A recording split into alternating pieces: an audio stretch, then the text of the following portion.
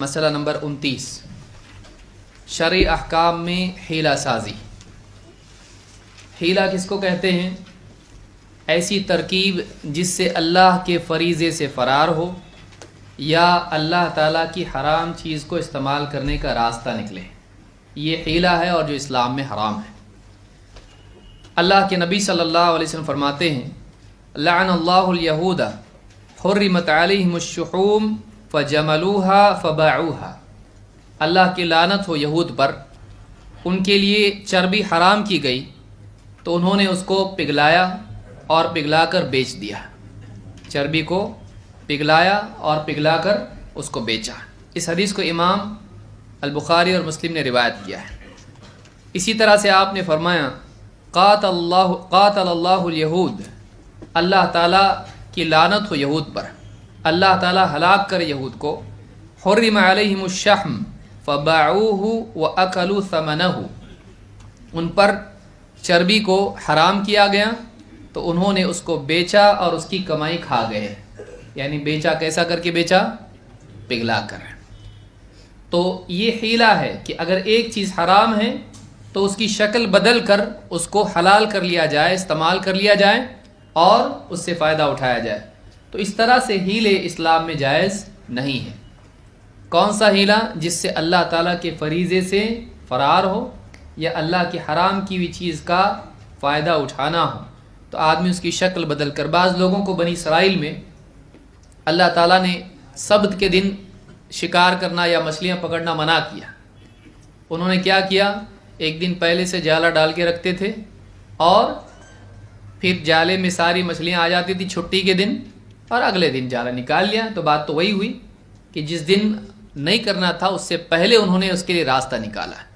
تو اس طرح سے بہت سارے ہیلے ہیں۔ جیسے بعض کتابوں میں لکھا ہے کہ اگر آدمی چاہتا ہے کہ اس کی زکوٰۃ باہر نہ جائے، زکوٰۃ اس پر لازم نہ ہو، تو کیا کریں؟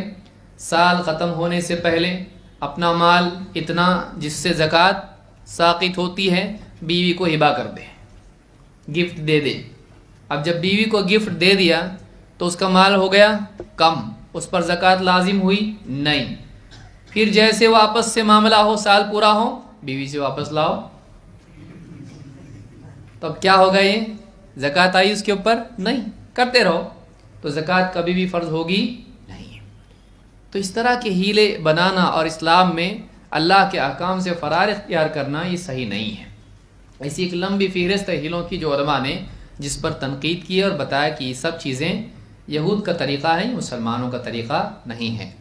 تو حیلہ بنا کر کچھ راستے نکالنا حلال کرنے کے لیے حرام چیزوں کو، یہ بھی صحیح نہیں ہے۔ اسلام میں اس کی کوئی گنجائش نہیں ہے۔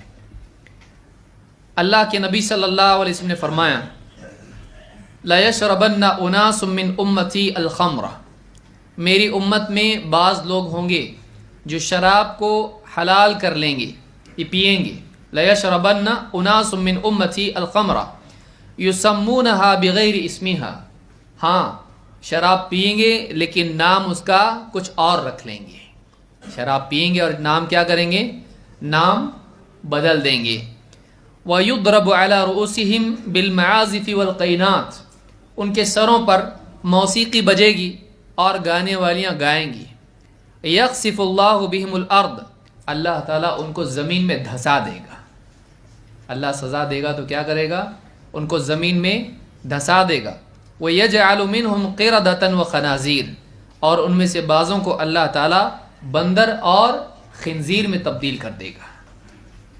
اللہ تعالیٰ جانور بنا دے گا ان کو، واقعی جانور بنائے گا۔ یہ عذاب ہوگا اللہ کی طرف سے۔ تو اس حدیث کو امام ابن ماجہ، ابن حبان، طبرانی اور امام البیہقی نے شعب الایمان میں روایت کیا ہے، اور یہ حدیث صحیح ہے۔ اس حدیث سے معلوم ہوتا ہے کہ بعض لوگ اس امت میں ایسے پیدا ہوں گے جو شراب پئیں گے اور شراب کا نام بدل کر اس کو کیا کر لیں گے؟ حلال کر لیں گے۔ تو بہت سارے لوگ آج دیکھیے، آج کہتے ہیں بیئر سے نشہ نہیں ہوتا، جو پیے گا اس کو ہی معلوم پڑے گا نا۔ اور بعض لوگوں کو واقعی شراب جتنی بدتر سے بدتر بھی ہو اس سے بھی نشہ نہیں ہوتا ہے۔ تو تجھ کو نشہ نہیں ہوا کا مطلب یہ ہے کہ وہ حرام نہیں ہے۔ جو چیز نشے والی ہو کیا ہے؟ حرام ہے۔ چاہے تجھ کو ہو یا نہ ہو، یا یہ کہنا کہ اتنی پی سکتے ہیں جتنے سے نشہ نہ ہو، اور جہاں سے نشہ شروع ہو اتنا پینا حرام ہے۔ ما اسکر کثیرہ فقلیلہ حرام، جس کے زیادہ سے نشہ ہو اس کا تھوڑا بھی حرام ہے۔ تو یہ سب ہیلے اور یہ سب راستے نکالنا اللہ رب العالمین کی شریعت سے فرار کے اسلام میں جائز نہیں ہے۔